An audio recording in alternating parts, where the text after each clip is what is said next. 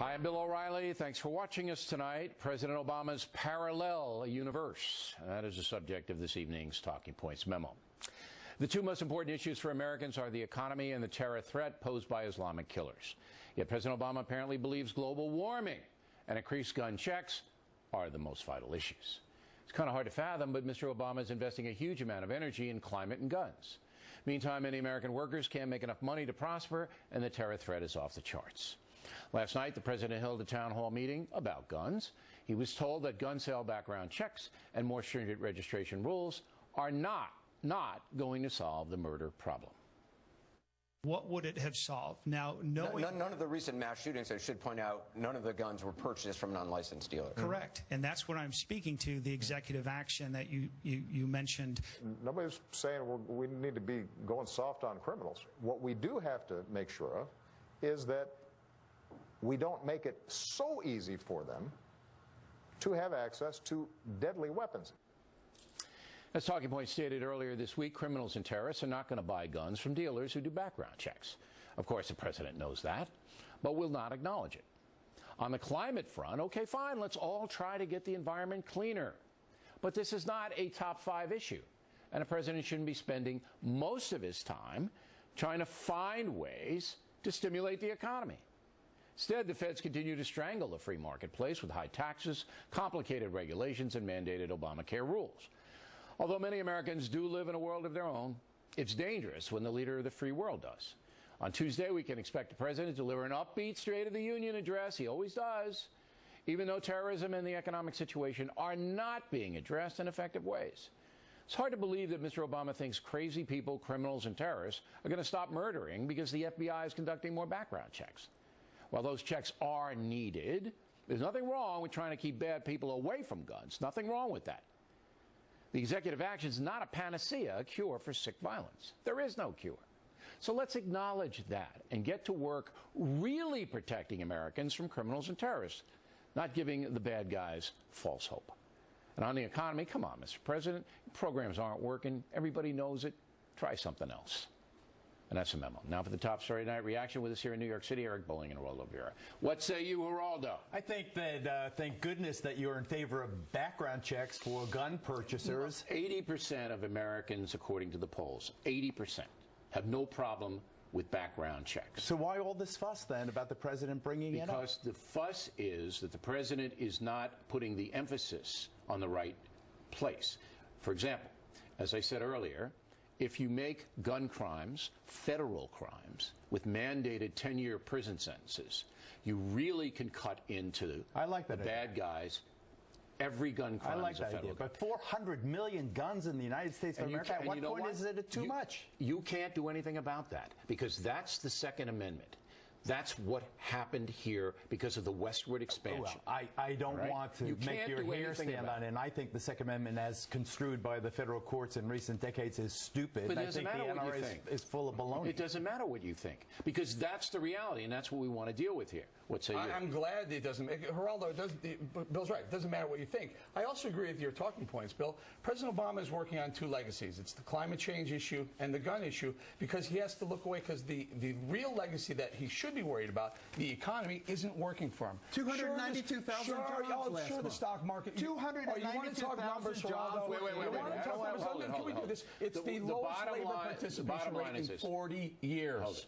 40 years. We're in year 8, all right? And median income is still not rising enough to give American workers, no matter how many jobs, it's how will they pay. So I don't want to get into that. That's something for you guys to do on the business end. But you can't deny that President Obama going into the climate precincts, and again, I'm sympathetic with that. I am an environmentalist. I want a cleaner planet. And allowing what's going on with ISIS and allowing what's going on at the southern border. Well, I agree with you about ISIS, stuff. But ask your children, ask your teenagers about climate change. My 10-year-old came to me and said, "Dad, should I be afraid when all that climate change talk was happening, and I said she's never come to any other issue because they're scaring the hell out of the kids. They're scaring them. But are they? But isn't it a legitimate concern? It's legitimate, but it isn't an urgent concern because there's nothing the United States can do if China and India continue to pollute the way they're polluting. We can try, and he should. But he doesn't. He's making this a central part of the presidency. The essence of your presentation to me sounded like timing is everything in life. In Paris, he shouldn't have talked climate change the way he did because people were concerned about the 132 people who had just been slaughtered. That's right. So that's about timing. But that doesn't diminish in the big picture climate change or in a practical sense the appeal to the millennial voters. The millennial voters. If you're going to politic it, then you lose me. It's a matter of priorities. First priority for me, getting American workers in a position where their salaries can go up by getting good jobs and letting the free marketplace run. All right? He's failed. Obama has failed with this income redistribution. Go ahead. Two things. The more imminent threat than climate change or guns are terrorists, homegrown terrorists. Today alone, we have a terror cell discovered in California and in Texas.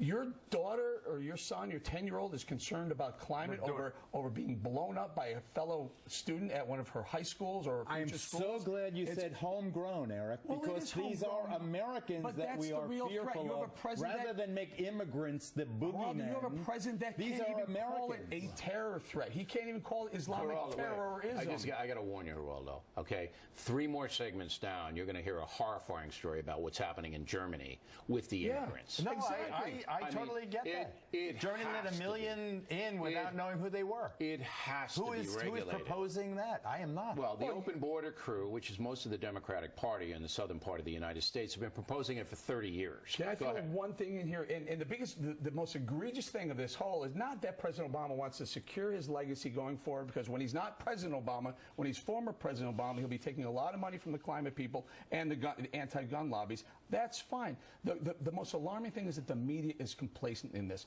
The things you're going to point out later in the show, the rapes that are going on in refugees areas like Germany, they want to do that here. And the media says, you know what, let's talk about President Obama's gun. There was a town hall last night on his gun laws. Do you deny that President Obama's tears were legitimate when he cried, President when Obama he spoke cried. of the Sandy Hook? He legitimately cried. He had emotion, but he didn't have emotion for San Bernardino. He doesn't have emotion when kids are blowing themselves up, when they're shooting each other in Chicago. All right, I got it. You. Me? He cries. He cries. And I said that night that was legitimate. He feels terrible for these children who are being slaughtered in Chicago, because he mentioned Chicago right before the tears flowed. You're sitting there and you're telling me that Bill O'Reilly, couldn't stop that murder in Chicago? Yes, I could. I put National Guard in those neighborhoods, and those gangs would not peep. Okay? That's what I would do. He's known about this for 7 years. It's his neighborhood. What step has he taken to stop that murder in Chicago? I'll tell you what step. Nothing. Nothing. And neither is Rahm Emanuel. So yes, his tears were sincere, but his actions have not stopped one single crime in Chicago. You answer. Murder is at record lows, as you know, across the country. Gun advocates. We're talking Chicago. Gun advocates. When you talk Chicago, what we need, I agree that much more has to be done. Didn't do I am not in favor of gangs, nor am I in favor of murder in Chicago. So you put up the straw man in that regard. The president is not the chief policeman of the city of Chicago. He can order the National Guard out in those neighborhoods. The National Guard is irrelevant when it comes to street crime. It's stop it cold. Why not just have stop and frisk in Chicago? Have the cops have stop and frisk? I want to stop the murder of 9-year-olds, and I know how to do it. And so do I. And then the guard would do it, and he hasn't done anything. But allowing people who are mentally ill from getting guns is not going to. And also last word. And also the law. Here's the last word. 377 days. Whatever President Obama gets with his executive action and executive order, sign it off. It can be undone on January 20th. Undo the background check. It's not going to. There's nothing new. Background checks are necessary. We got to register our cars. We should have to register our guns. Thank God for that. But it's not going to stop the problem. I want to stop the problem. Gentlemen, thank you. Next on the rundown.